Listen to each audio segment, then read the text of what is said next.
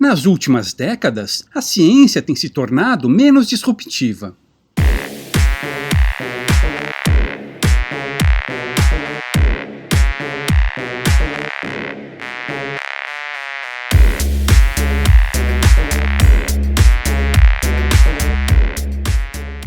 Há alguns meses, publiquei um vídeo intitulado De 0 a 1, em que comento a ideia de Peter Thiel de que há invenções que mudam o mundo ao produzir o primeiro exemplo bem-sucedido de uma nova tecnologia. Essas invenções disruptivas são movimentos de 0 a 1. Para Thiel, o movimento de 0 a 1 é o passo mais difícil e significativo em uma inovação científico-tecnológica. Já o movimento seguinte, de 1 a muitos, envolve apenas a melhoria, a escalabilidade e a divulgação do que já existia. Um dos exemplos que ele cita é a invenção do automóvel por Carl Benz, em 1885, que mudou totalmente o modo como nos transportamos. A invenção do automóvel foi algo disruptivo, inovador, um movimento de 0 a 1. O que se seguiu, e continua se seguindo, foi o movimento de 1 a muitos.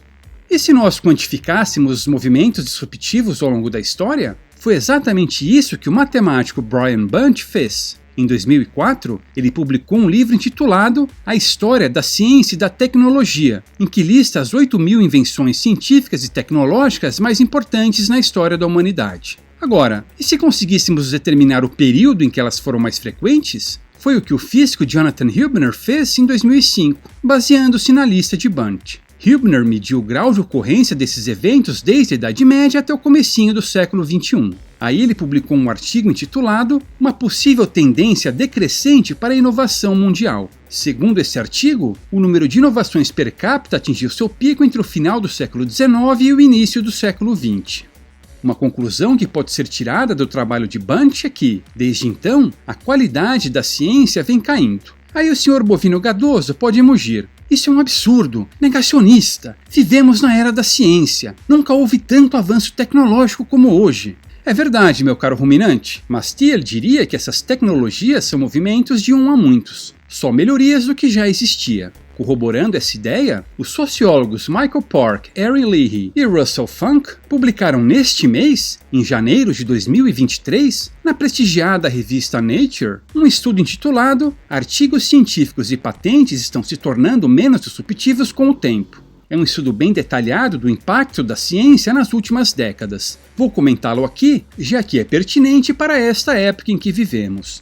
Park e colaboradores ressaltam que, embora o conhecimento científico e tecnológico tenha crescido muito nos últimos 100 anos, há indícios de que as inovações, os eventos disruptivos, os movimentos de 0 a 1 estejam decrescendo. É difícil conciliar esse suposto declínio com séculos de observações dos filósofos da ciência que consideram as inovações como algo intrínseco ao método científico. Essa visão pode ser ilustrada por aquela célebre frase de Isaac Newton de que, se viu mais longe, foi por estar sobre ombros de gigantes. Para testar se há mesmo esse declínio, Park e colaboradores analisaram 25 milhões de artigos publicados entre 1945 e 2010 e 4 milhões de patentes depositadas entre 1976 e 2010. Com esses dados, eles procuraram estimar a capacidade de inovação da ciência nas últimas décadas.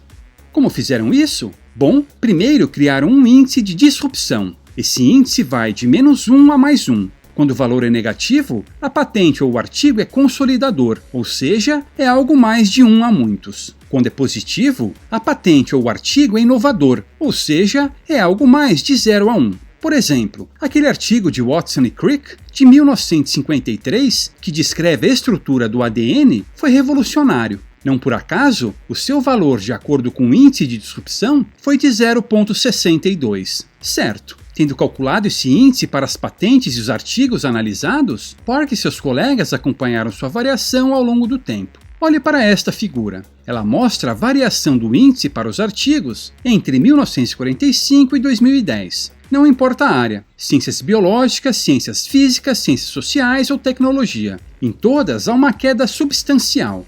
Veja esta figura agora. Ela mostra a variação do índice para as patentes de 1976 a 2010. De novo, não importa a área, química, computação, medicina, eletrônica ou mecânica. Em todas, também houve uma queda substancial. Com base nesses resultados, os autores concluem que a ciência tem se tornado menos disruptiva, menos inovadora, desde pelo menos a metade do século passado. Um outro ponto interessante que ressaltam é que esse declínio da capacidade inovadora da ciência é acompanhado por mudanças no vocabulário. Verbos que se referem à criação, à descoberta ou à percepção de novos fenômenos são hoje menos usados, enquanto verbos que se referem à melhoria, aplicação ou à avaliação de coisas já existentes os são mais. Além disso, o vocabulário tem se tornado mais pobre com o passar do tempo.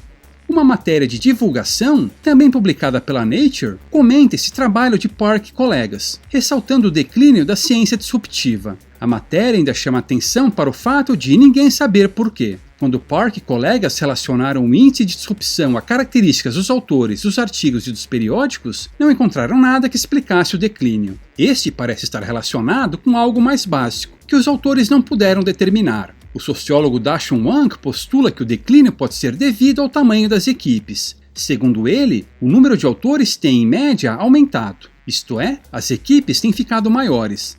Wang afirma que quanto maior o número de cientistas em um projeto, maior a chance deles produzirem ciência consolidadora e não disruptiva. A meu ver, é uma explicação bem chinfrim, levando em conta não só esse estudo de Park e colegas, mas também os que citei no início do vídeo, fica bem claro para mim que o declínio na ciência disruptiva é mais uma das consequências perversas do dinheiro fiduciário. Não foi por acaso que o auge da ciência disruptiva se deu no final do século XIX e início do século XX. Esse foi o período em que praticamente todos os países do mundo adotaram o padrão ouro. Com o dinheiro forte, houve um florescimento artístico, tecnológico e científico. Por isso esse período é chamado de Belle Époque. Com a imposição do dinheiro fiduciário, a influência do Estado no meio acadêmico foi só crescendo, levando à situação deplorável da ciência de hoje. Atualmente, temos muita ideologia e pouca ciência. Mas, como sempre, Bitcoin fixes this.